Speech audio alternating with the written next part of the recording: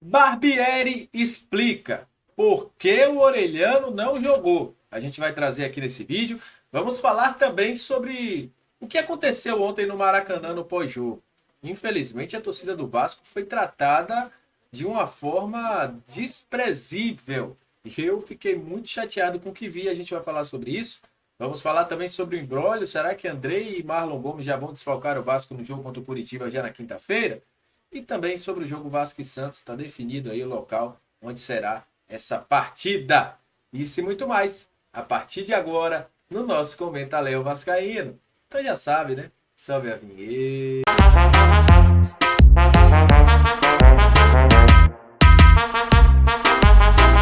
Salve, salve, vascaínos e vascaínas! Aquele abraço para você que está sempre junto com a gente, que curte, compartilha, que se inscreve no nosso canal, que tem seu comentário. Muito obrigado.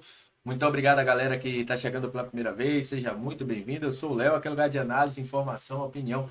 Tudo que envolve o Vasco está aqui. É um prazer imenso ter você junto com a gente. E olha, eu poderia começar esse vídeo falando de futebol, do que o Vasco apresentou, mas eu não poderia deixar de falar dessa situação que aconteceu ontem no Maracanã. O Zé Colmeia foi um dos que conseguiu flagrar algumas coisas do desmando que aconteceu ontem com a torcida do Vasco. Vou botar até na tela algumas imagens aí da live que ele fez em outra rede social. Você tá vendo aí. A torcida do Vasco foi praticamente encurralada no canto. Alguns torcedores só conseguiram sair do Maracanã depois, quase meia-noite, né? 11h57 mais necessariamente. E sofreram, sabe, brutalidade, tudo que acontecia de uma segurança terceirizada. Bom lembrar que é o seguinte, a polícia estava tranquilo, os outros, normalmente aqueles seguranças que ficam de verde também, tudo tranquilo, mas uma galera que estava lá de cinza resolveu problematizar, empurrando todo mundo, quem estava com criança, fazendo um fuzuê, deixando tudo, sabe, um pânico, criando um pânico. E para mim é uma forma horrorosa de se tratar futebol.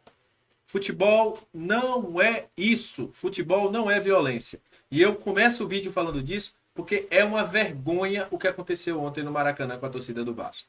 Totalmente encurralado, fizeram aí com que, sabe, aquele negócio de falar assim, ó, eu não quero vocês aqui, vocês não são bem-vindos. Parece que falaram praticamente isso. E é uma vergonha porque isso faz parte da organização do Fluminense. O Fluminense contratou pessoas abruptas para pessoas que não estão acostumadas, pelo que eu estou vendo ali, ou fizeram mesmo porque queriam fazer a estar no estádio de futebol e fizeram isso com a torcida do Vasco. Uma vergonha. Deixo aqui registrado tudo isso que aconteceu.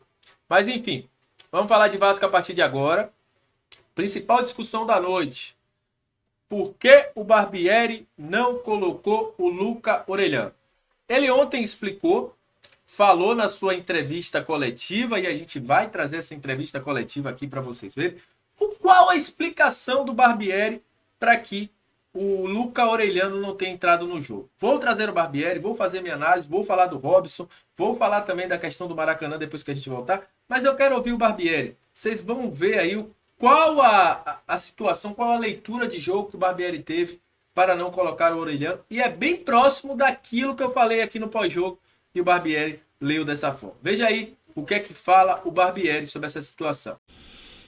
Pela característica, porque o Peck precisou no segundo tempo fazer uma função que ele fez nos outros jogos, que era descer até a linha, até a última linha, para poder fechar os espaços. E o Luca é um jogador que, pela característica física dele, isso foge muito do jogo dele. Ele poderia, a gente conversou, ter entrado por dentro, de repente, na função do Juan ou do Aguinaldo. Mas como era um jogo que a gente tinha que priorizar a velocidade e essa disputa de bola pelo alto, algo que foge um pouquinho da característica do Luca, o Luca acabou não entrando hoje. Então a ideia sempre é tentar aproveitar ou potencializar aquilo que os jogadores têm de melhor, mas todos eles são importantes, o Luca, o Eric que ficou fora, a gente tem um grupo muito dedicado, muito comprometido, todos eles. Eu acho que a gente se defendeu muito bem. Vale lembrar que as grandes chances do Fluminense ou foram chutes de fora, como foi o chute do Nino.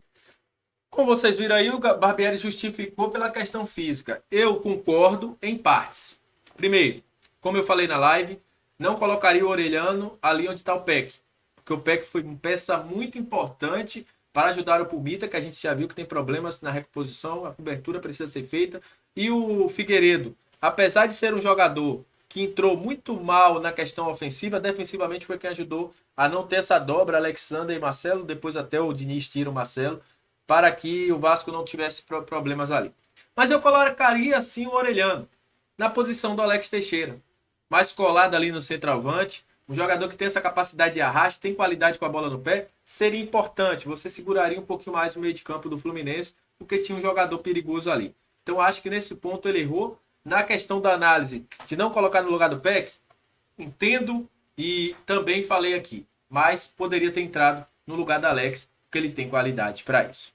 Mas óbvio que o jogo teve seus destaques, e mais uma vez esse cara aqui que era bastante criticado, inclusive eu critiquei, e quando eu critico e eu vou errado, eu já falei diversas vezes com vocês, eu amo quando um jogador cala a minha boca, porque mostra que ele evoluiu.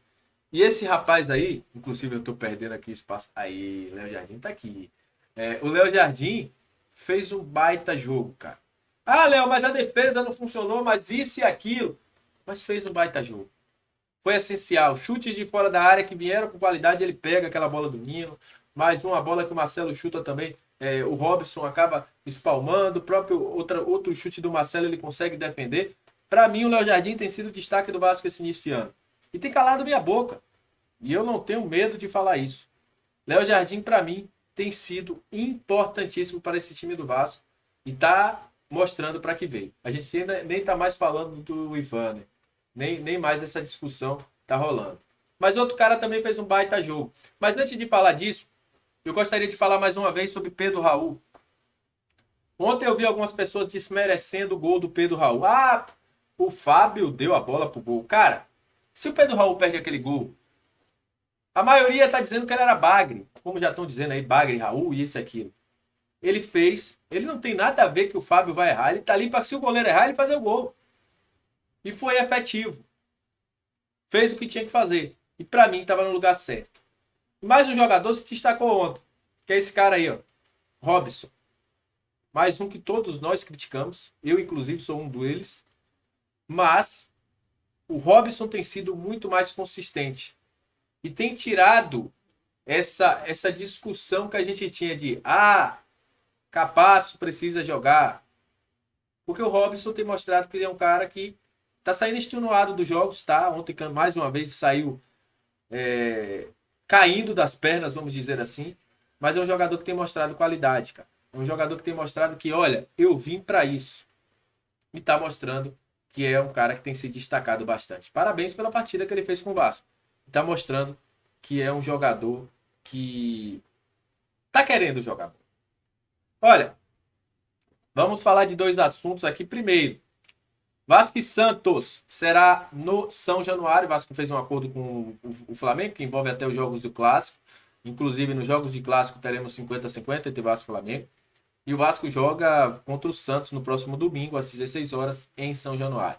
Tá fechado, batido o martelo. O que não está batido o martelo ainda é a situação de Andrei e Marlon Gomes. A CBF, ela está irredutível. Por quê? Qual o pensamento da CBF? Inclusive, conversei com algumas pessoas para entender isso. A CBF entende que se ela abrir uma exceção para o Vasco hoje, ela teria que abrir para o Santos, para o Palmeiras, para o Corinthians, para times que têm os jogadores jogando hoje, para o Bahia, que tem um jogador jogando no profissional. Então a CBF entende que se ela abrir uma exceção para o Vasco, as outras equipes vão poder pedir e pode prejudicar na preparação para o Mundial Sub-20. Muito provavelmente amanhã os jogadores terão que se apresentar. Não teve uma resposta até o momento que eu estou gravando esse vídeo e a CBF permanece pensando assim. Então, muito provavelmente, já para o jogo contra o Curitiba, a gente não deve ter Andrei e Marlon Gomes. Só se alguma coisa mudar, tiver uma reviravolta muito grande agora, aí sim a gente vai poder ter essa mudança de perspectiva para a não apresentação tão cedo dos meninos do Gigante da Colé. E no resto é isso. Estaremos aqui sempre trazendo as informações do Vasco. Vamos ver se a gente faz uma live hoje, né? Se for mais tarde, não vou garantir. Estamos trazendo esse conteúdo também já para trazer o Comenta Léo hoje para vocês. Mas se a gente fizer uma live hoje, será mais tarde. Já deixo bem claro, depois das 8 horas. Eu quero assistir também essa rodada do Brasileirão, porque eu estou fazendo muitas anotações sobre cada time. E, obviamente, que a gente vai enfrentar cada um que vem aí, né? E a gente tem que saber como cada jogo, cada time se comporta. Então é isso. Muito obrigado. Aquele abraço. Saudações vascaínas. E até a próxima. Valeu!